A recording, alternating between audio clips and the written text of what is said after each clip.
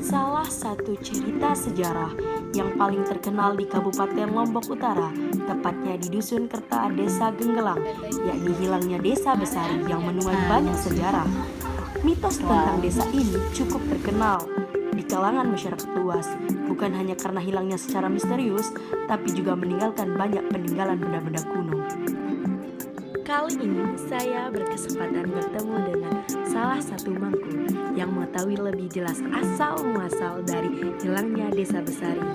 Beliau adalah Hami Khalid yang akan menceritakan lebih jelas tentang hilangnya Desa Besari. Maka kampung Besari itu dengan sendirinya hilang.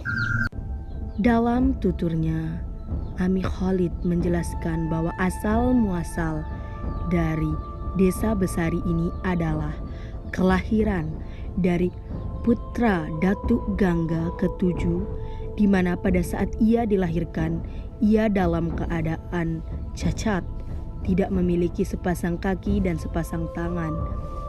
Hingga akhirnya Datuk Gangga menyuruh orang-orang kepercayaannya untuk mengasingkan dan membesarkan putranya di suatu tempat yang bernama Desa Besari. Saat itulah dia melihat sebuah cahaya sinar biru memancar ke langit. Akhirnya ketemulah di tempat di mana sumber sinar tersebut atau cahaya itu. Hanya diintip ini si prajurit ini dari celah-celah dinding rumah itu. Tahu-tahu di dalam rumah itu terdapat pemuda yang cukup ganteng, punya jenggot ya. Pokoknya orangnya itu ganteng.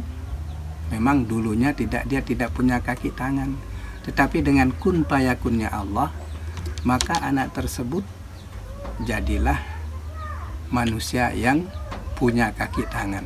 Akhirnya putra dari Datuk Gangga yang tumbuh menjadi pemuda yang tampan disambut untuk datang ke kerajaan. Ia diangkat menjadi putra mahkota dan akan menjadi raja untuk menggantikan ayahnya. Hingga pada suatu saat, ia ingin memimpin kerajaan di mana ia dulu diasingkan.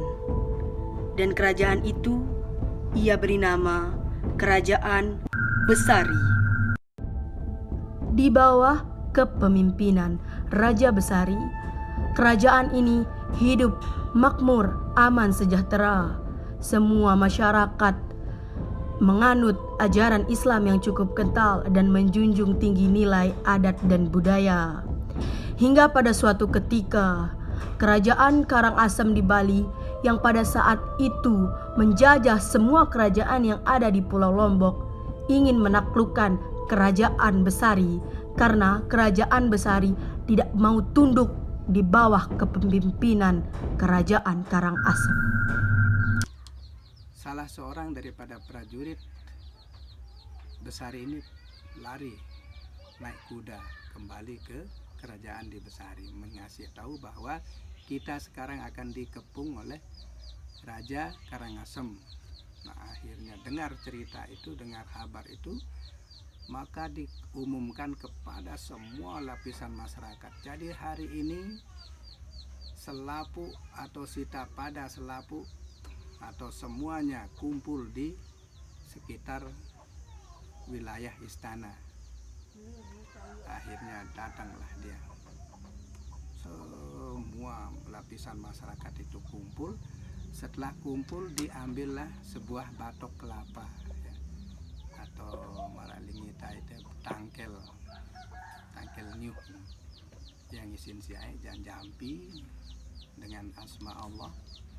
Setelah diberikan asma Allah, maka air itu disiram ke seluruh pinggir-pinggir istana itu atau di kota Besari itu. Akhirnya begitu dia bekas lewat tadi itu dia ketemu lagi, maka kampung Besari itu dengan sendirinya hilang. Dari saat itulah Kerajaan Besari dan seluruh penduduknya tidak nampak lagi. Siapapun yang ingin melihat desa itu tidak akan pernah menjumpainya karena desa itu telah hilang bagaikan ditelan bumi.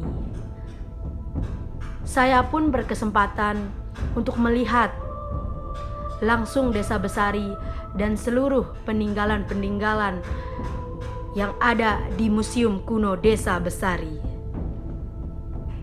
Rukun sholat, rukun sembahyang itu kan banyaknya 13. Jadi itu tadi adalah kisah di balik hilangnya Desa Besari. Pesan moral yang dapat kita ambil dari cerita sejarah hilangnya Desa Besari ini adalah sejarah itu harus dikenang dan dapat dijadikan pembelajaran. Begitupun kita harus melestarikan benda-benda kuno peninggalan sejarah untuk dilihat dan dilestarikan. Dadah semua.